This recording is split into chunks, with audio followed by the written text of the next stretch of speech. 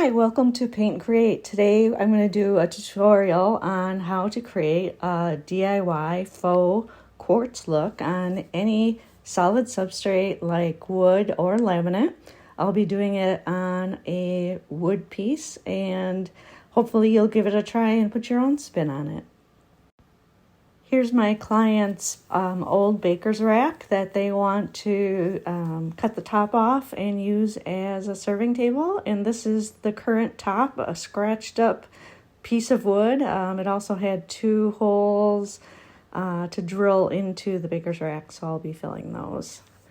First of all, I'm giving it a good sanding. This particular sander is called a surf prep. It's wonderful. I do love all my Festool sanders, but this is a quick, easy, lightweight sander that I guess the biggest pro to using it is you can sand profiles really easily. So the top that I'm doing right now, you could use any orbital sander and you're going to get great results. But there's beveled edges on 3 sides of this piece, and because the one of the options of the sandpaper that you can buy comes on this foam pad. It's flexible, so you can do a profile curved edge really easily, minimal effort. Here I'm doing it right now, and get all the little curves and profiles, nooks and crannies really well. And I actually do have it hooked up to my Festool dust extractor. So as soon as I power it powers on my dust extractor and it sucks up all the extra dust as I'm sanding, which really comes in handy when you're sanding anything. It also works with my 5-inch orbital sander and is a lifesaver. When I was doing a lot of cabinets, I had almost literally no dust, or if I'm working in a client's house, I'm not creating dust by using the dust extractor.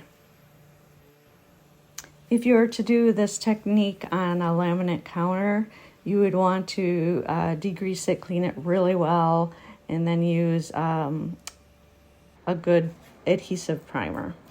The next thing I'm going to do is use Bondo, which I use all the time. It's a 2-part putty, so by mixing the 2 parts it creates a very, very, very hard fill on wood. The second part is a hardener, and once you mix it, you only have a few minutes to use it before it turns hard as a rock. But I love it for filling big gouges, holes, hinges, anything that's quite large. Once it cures, you sand it. You need to use a power sander because it's too hard to hand sand. When I do cabinets, if I am using different hardware where I need different holes, or going from a 2-hole down to a 1-hole for a knob, this is what I use, and it's spectacular. A lot of people are a little apprehensive of using a 2-part product. It is a little stinky, so make sure your area is well ventilated, but it's tried and true and it works really well. So the way I do it, if there's a hole all the way through the piece, as in this piece, or say a cabinet door, I do the front side first and push it down into that hole as much as I can. You don't want to leave a lot of extra because, as I said, it is difficult to sand. Then I turn it over and make sure it's laying on something where it's not up against something, and then I do the back. And what's going to happen, it dries within a few minutes. It's going to sag a little bit, so it's going to sag towards the front. So that way you actually get more product towards the front. If you do it the other way, you could get a sag in the front and have to do a second layer. So that's just a little pro tip that I've learned along the way. So here's my Festool orbital. I think I'm using, I don't know, like a 180. Could use a 150 up to a 220, but it's pretty hard stuff. So you want to make it easy on yourself and use the right grit to sand it smooth. You know when you've sanded an indent correctly is when you see the fill only in the indent. You don't want to see any fill anywhere else besides the indent. Otherwise, if there's a little bit of microfilm, especially if you're doing like a perfect paint finish, you'll see that little bit of fill left over. So you want to just fill the area that needs filling and nothing more. And this product sands super smooth. It doesn't leave any air gaps or anything, so you can't tell the difference between the wood and the filler. This is the all-purpose Bondo. There is also a wood filler one that you can get at specialty stores, and the only difference is the hardener is tinted and it creates kind of a raw wood look to maybe make it easier if you're staining something. So here it is, all cleaned up and ready to go. The next product I'm going to roll on is my Shark Tooth Primer by Texture Line. I use this in quite a few projects. It's a micro grit primer, and it is mostly used under plasters, and it gives just a little bit of grit to your surface so your plaster trawls on evenly, absorbs evenly, and bonds to the surface. Now I am going to trowel on my first layer of Texture Line Texture Stone. It's a plaster that is rated for interior and exterior and gives a stony look, and I will talk about it a little bit more when I do an up-close second coat. Most plasters we do, you know, at least 2 coats, sometimes 3. In this case, I'm going to be doing 2 plus some decorative additions to it.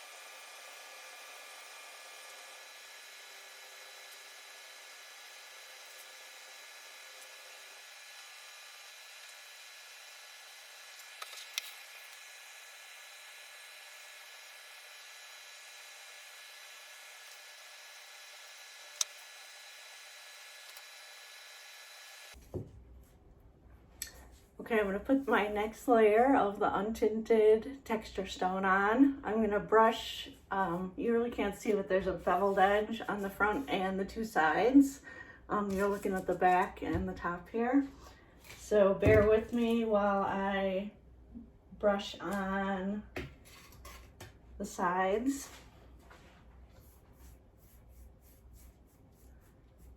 This product is exterior rated. Even though I'm going to seal it anyways, it creates a very realistic stone-like appearance, and I'm going for kind of my version of a quartz countertop instead of this wood piece. And I gotta brush the sides on because I can't really trowel them on.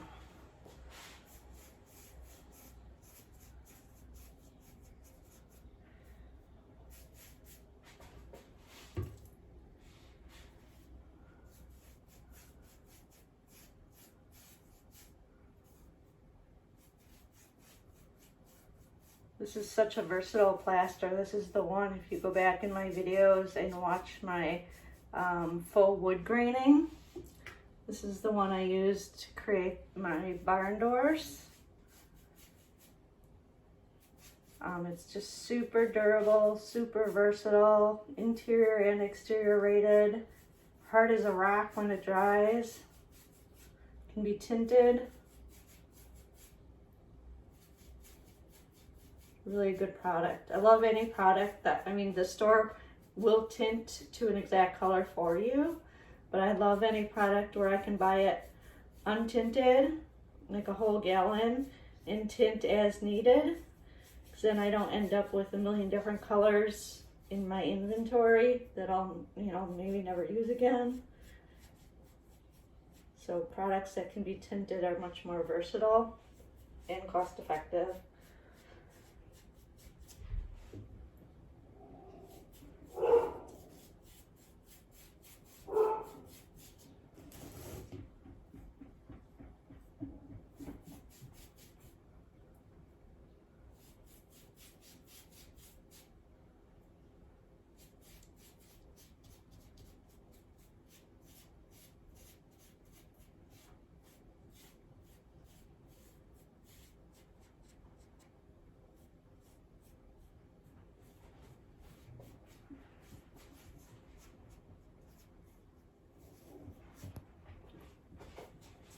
Okay, now I'm going to trowel one more layer on the top just so I get really good coverage.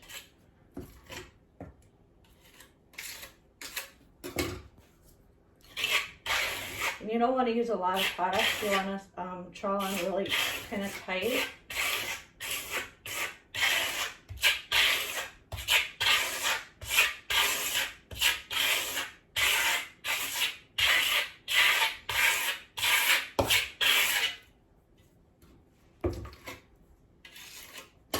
But the first, when you go tight, you get kind of, we call them chatter marks, little ridges. So you want to make sure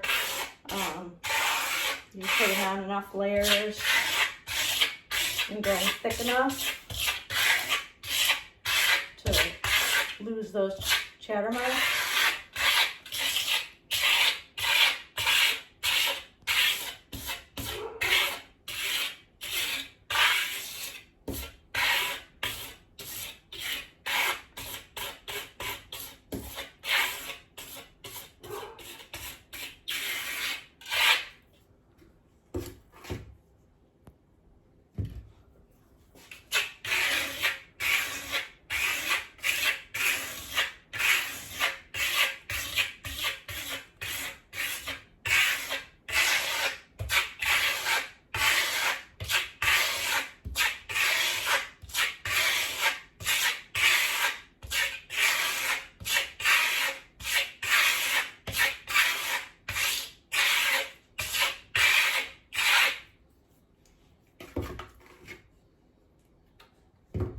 Could just leave this like this and it would look like a stone top.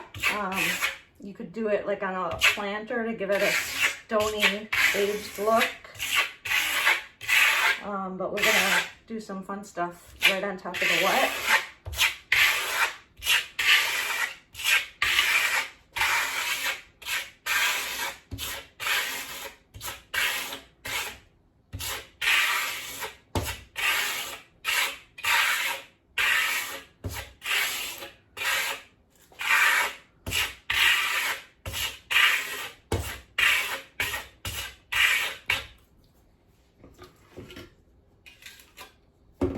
Again, this is an old baker's rack of my client, and they're cutting off the top part of the rack. So it's just going to be a serving table, and they're putting it outside. So I needed to find exterior rated products.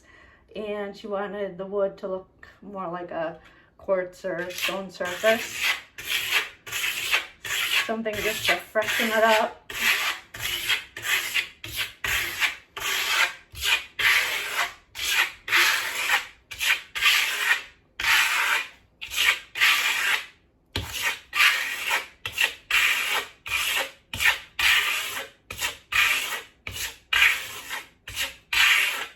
And the really cool part is she's followed me for years and trusted me enough to say, just do whatever you want. I trust you. Use your creativity, which I love. That's like super exciting to any creator when they're allowed to do that.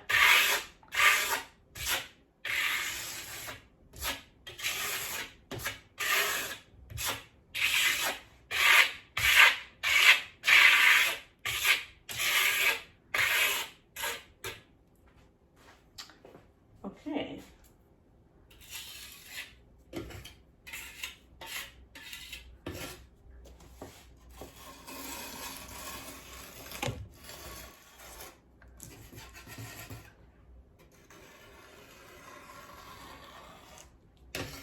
Just gonna clean up some of these edges.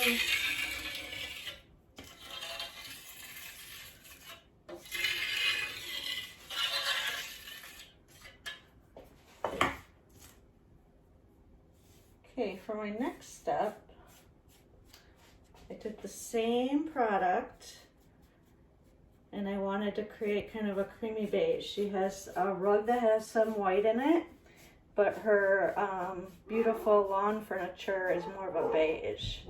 So I kind of wanted a combination of the two to bring it all together.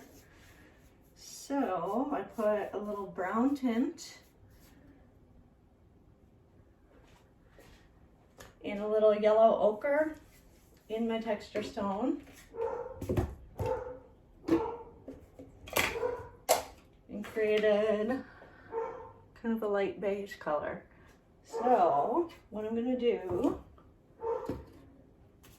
with a clean trowel, just lightly, they call this buttering.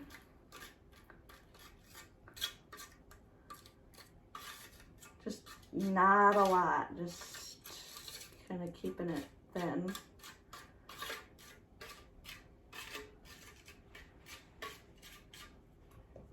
And then I'm just going to start popping on a little bit of this beige.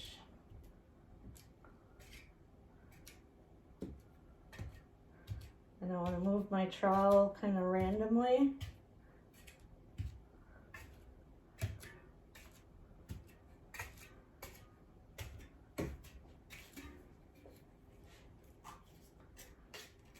More on my trowel.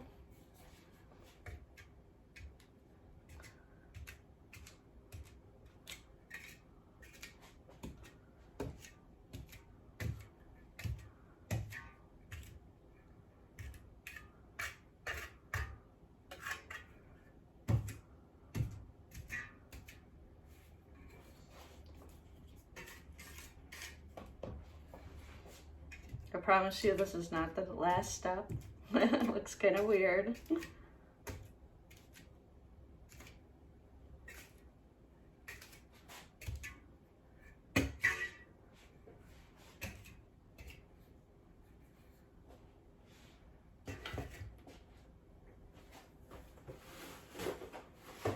Just gonna take some crinkled up shop towel, dip it in my beige, and do the edges, just kind of here and there.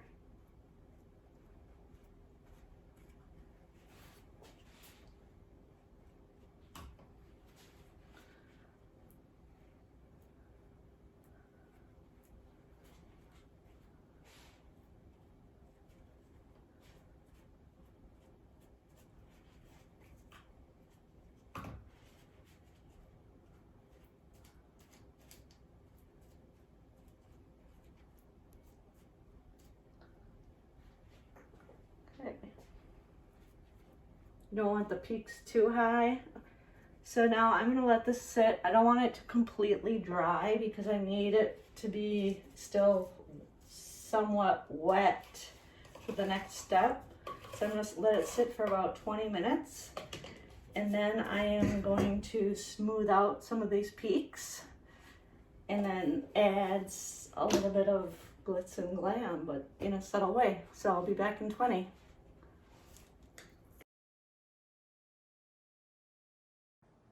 Okay, here's a close-up. It's been a little more than 20 minutes, so you can see those little peaks of the beige. And I'm gonna remount my camera and show you how I knock them down and what the next step is.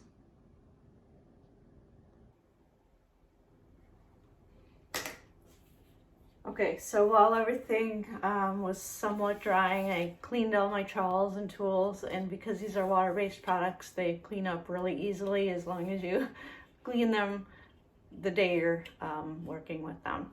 So what I'm gonna do is just, they call this knocking down. I'm actually gonna take this little bit of color off. Okay, so you just wanna like kind of press and move your trowel. And it's gonna knock down those peaks a little bit.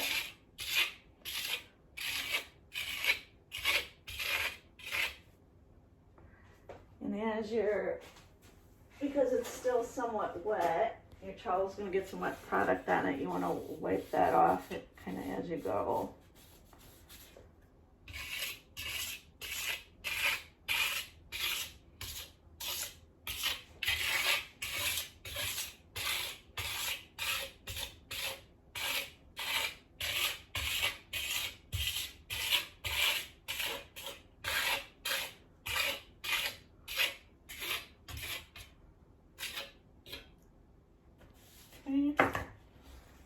Just a couple little weird pigment spots from when I mixed the beige, so I can just lift them off with the paper towel.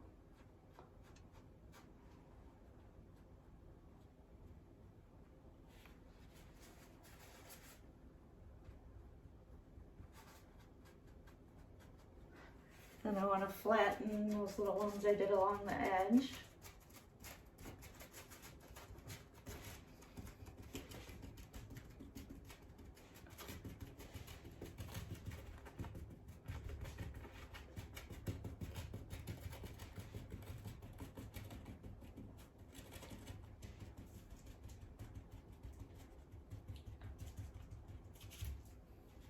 Still don't like this spot. I'm just gonna rub it out a little bit. Okay. The white is starting to dry a little too much for my next step, so I'm just gonna use my little spritzer bottle. And this gives the finest spritz so I can work with it. Okay, my next step is mica powder. If you've never seen it, these are actually mica flakes. You can get mica powder, mica flakes, mica sheets, all kinds of different sources. This is just a natural, it's called pearl white, and it has like a few little dark flecks, but it's a real natural color. So what I did was I bought a pepper grinder online at Amazon, and on the top you can actually adjust how much it grinds. So you can get a bigger granule or a smaller one. So I have it adjusted just the way I want it. It's probably not going to show up really good on camera as I'm doing this, but I'm going to show you close-ups when I'm done. I should probably have plastic on the floor, but I'll sweep it all up and vacuum it up when I'm done. I'm not a glitzy, glam kind of girl, but I do like mica. It's a natural product and it's very subtle, and it's gonna give this a realistic quartz look, because they actually use mica in quartz when they're manufacturing it. Quartz is a man-made product. It is not quartzite. Quartzite is natural. Quartz is a man-made solid surface And they do, and most of them use mica.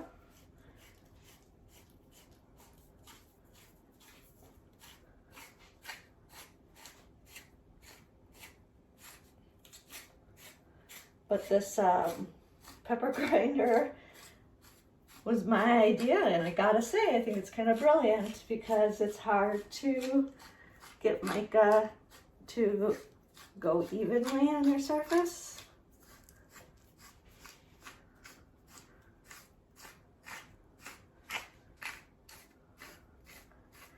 This one is so pretty because it has this natural, almost clear color, some creamy color in there, and just a few little dark flecks.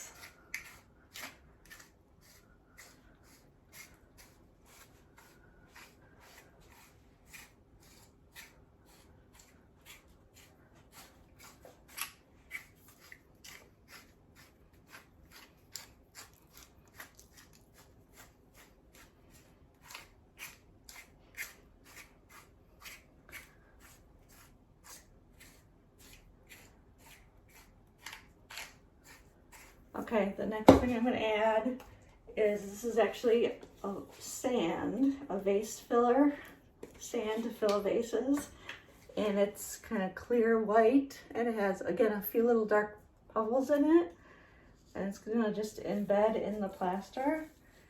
I'm going to shake some of that on.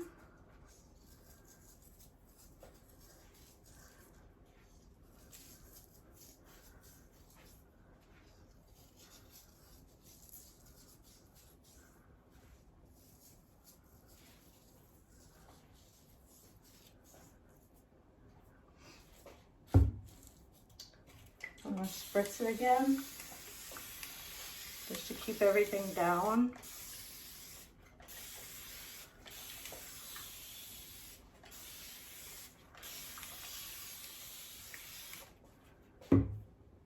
Okay, now I'm going to take a few of the unground flakes. They're just slightly larger. Hold my hand up really high and give it a few of these full-size flakes.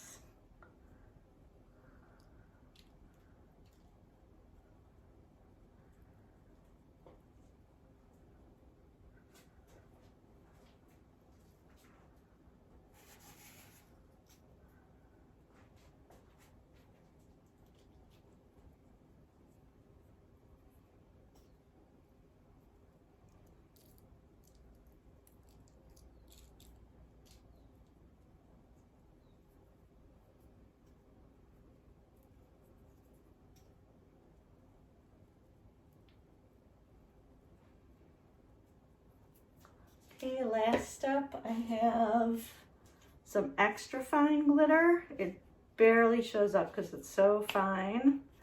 This is the color Snow. It's kind of a clear white, and it's just gonna give like just a really subtle sparkle. You can barely see it because it's so fine, but it's really pretty.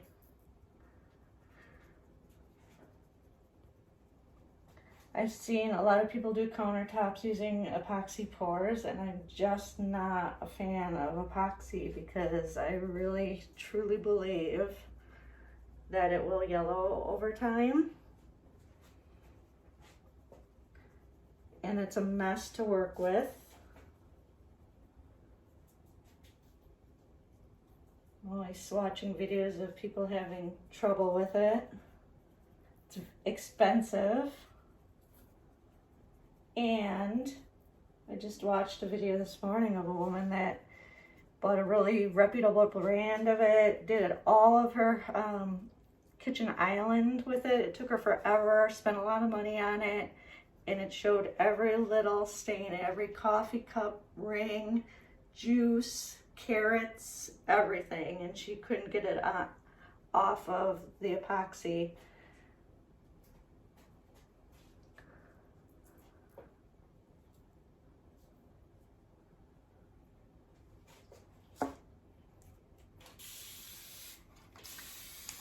So by wetting this, it's just gonna kind of become part of the surface, and it's all gonna dry together.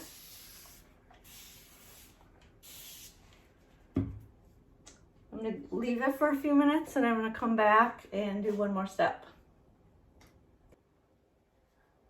Okay, so it's only been like a minute or two. Here's a high density foam roller. And what I'm gonna do is just kind of blend everything and push in the glitter and the mica. And just kind of softens everything.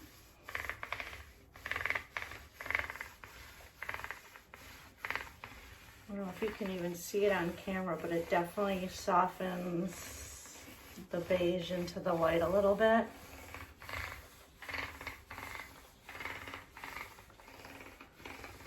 Kind of compressing everything together. And I'm pressing pretty firm.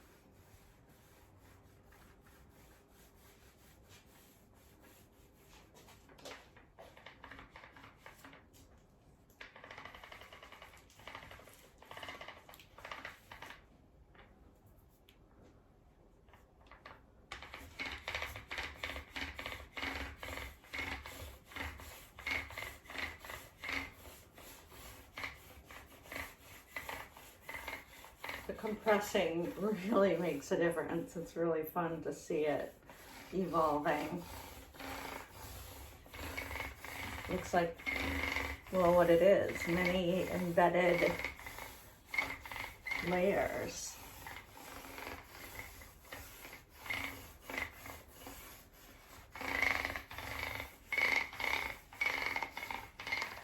Really, the trick to any faux is to have the person looking at it not know what tools you used.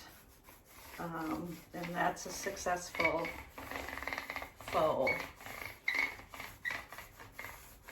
And it usually involves many steps. A lot of people, I think, shortcut it, and you can tell how they did it, what they brushed on.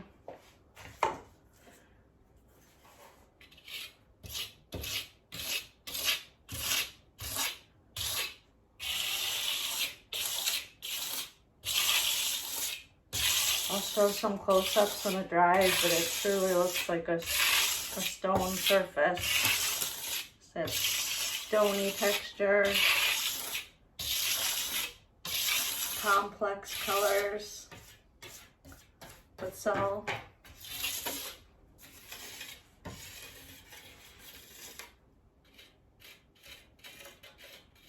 So you could do this to an island, to your kitchen countertops.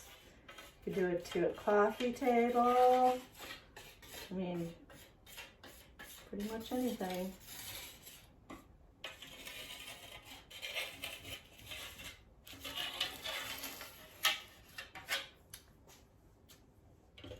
Okay, I'm going to let this dry and show you some close-ups and then start with some clear coats. And here's a panned view of the finished product. I put on, I don't know, it was either 3 or 4 exterior gloss clear top coats for just extra protection. Even though everything was exterior rated, it just kind of helped lock down all the mica and give me peace of mind that it's extra durable for my client.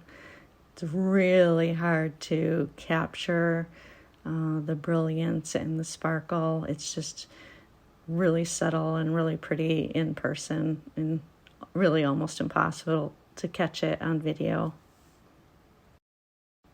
And here's the finished product in my client's backyard, her beautiful covered porch. I wish I would have gotten a picture of her beige cushions and whites and off-whites. It just works perfectly. I love it. I hope she does, and that they get a lot of use out of it when they have company over.